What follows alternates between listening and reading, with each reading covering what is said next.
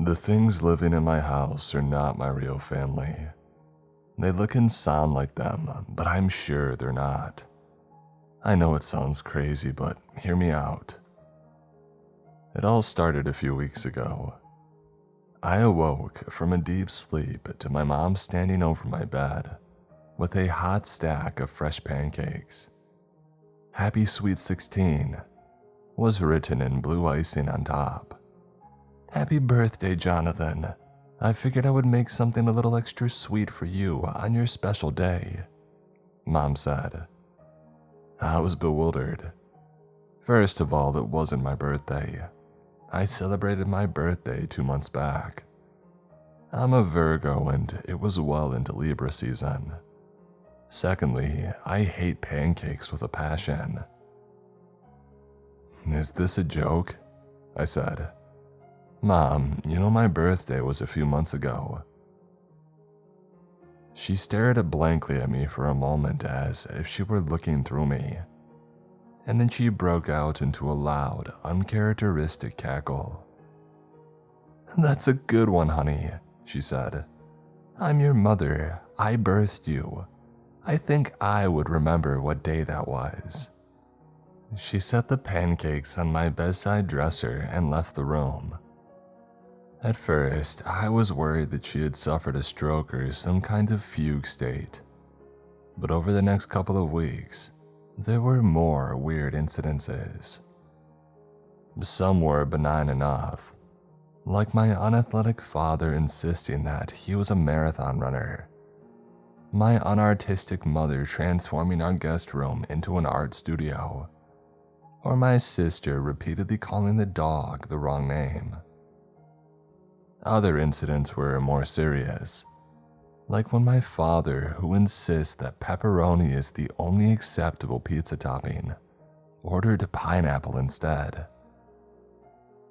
I stopped trying to correct them because the same thing happened every time.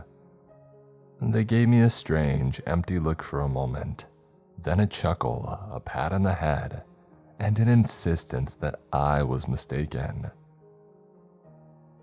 It started to take its toll on me as I grew increasingly wary of my family. I'm a naturally skeptical person, so I figured there had to be some explanation that I could find on the internet. Then, in an obscure medical journal, I stumbled on the entry for Capgras syndrome, a condition where the subject believes those around them have been body snatched and replaced. Bingo. Ironically, this set me at ease. Sure, I might be nuts, but at least there was some natural explanation. That was until things got even weirder. A rash appeared on my foot that I couldn't sate with ointment, and I discovered little pinpricks inside my armpits. Sometimes I would awake with my body red and hot all over, almost like an excruciating sunburn that I could feel deep in my bones. After these incidences, I would awake confused and less familiar with my surroundings. My bookcase was in the wrong place, my clothes had been replaced, and my family's behavior was nearly unrecognizable. These tiny mutilations continued until I awoke one morning from another dreamless sleep to find a cut behind my ear. It wasn't some tiny scratch, but an incision that had been sutured. I could feel a small piece of metal or something just underneath my skin. I had finally had enough. I couldn't explain any of this away by blaming my head. I was certain that imposters had taken over my home, and I wouldn't let them get away with it.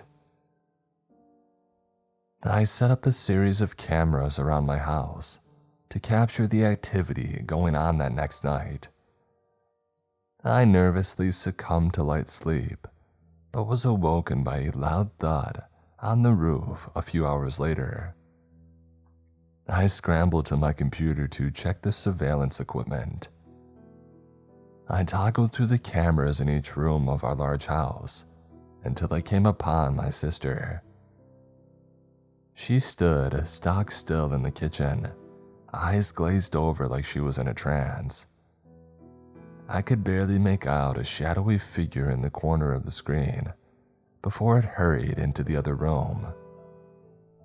Next, I switched to the hallway monitors. My father was talking to something off camera. My blood ran cold as a pale, spindly creature stepped into view.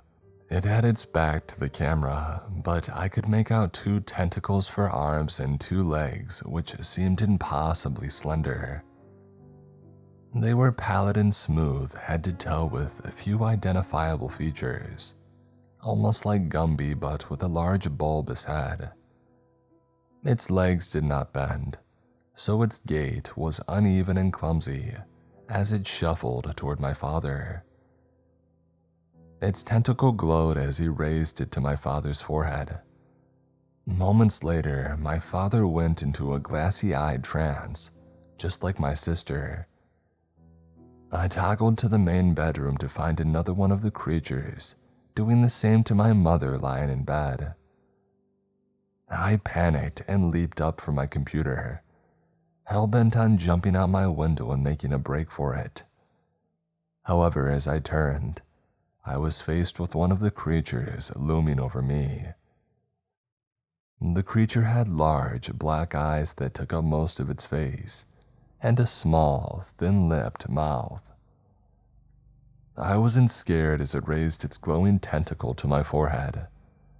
Instead, I felt a warm light envelop me before everything went black. I awoke in a pristinely white room strapped to a metal table. Sharp instruments were on the tables to my left and right. My head was viciously pounding as I tugged it desperately against the straps securing my arms and legs. The air smelled vaguely of ammonia and sweat, but not exactly. I couldn't place it, but the place seemed familiar. The door directly in front of me opened, and 3 of the creatures shambled in silently. "What do you want with me?" I screamed. "Please, just kill me, I don't want to suffer. I know that you're intelligent. Can't you see that I'm just like you?"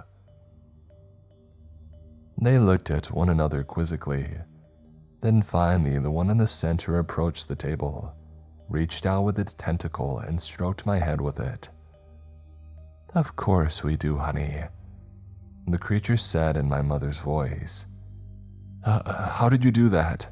I stammered. "You sound just like her." "Oh dear," she chuckled. "You really did get fried, didn't you?" The other 2 approached the table on either side. "You see," one said in my sister's voice, "we don't sound like your family." "We are your family," the other said in my father's voice. Suddenly they shapeshifted into perfect replications of my family. I stared, mouth agape in shock. "I told you that we erased his mind too much," my newly transformed sister said. "You had better hope the backup memories work." "I'm confident they will," Dad said. "You've been through a lot, but it's almost over. So now relax while we reboot your real memories." They stuck a needle in my arm and all of my memories came flooding back to me. My true form is not that of a human but a noble race of creatures cast away from their homeland in exile. They sent me to assess the viability of Earth as a new home for our pilgrims. My job was to dispose of and take the place of the household's most trusted family member. In this case, it was poor Jonathan. Once in place, I acted as an unwitting antenna, collecting data from my family, who monitored the situation in the skies above. This process was repeated across Earth, with hundreds of families until every pilgrim had a home. Shape-shifting is easy, but I'm no actor. So to sell the ruse, we harvested Jonathan's memories and imported them into my consciousness. Naturally, this required the wiping of my real memory first. Admittedly, it's a shoddy process that degrades over time and requires frequent re-examinations and surgeries to maintain, hence the restless nights. Everything seemed unfamiliar to me because it was. I was the imposter, a stranger living out of place in a human family acting perfectly normal. "Mother, father, sister," I whispered with tears in my eyes. "I missed you so much." "As we did you," father said, smiling in his human form. "Through your work, we're ready to inhabit the earth together as a family." We descended once again to the planet that we would now call home. It felt good to lie in my comfy bed and close my eyes, knowing that I would wake up to my real family again in the morning.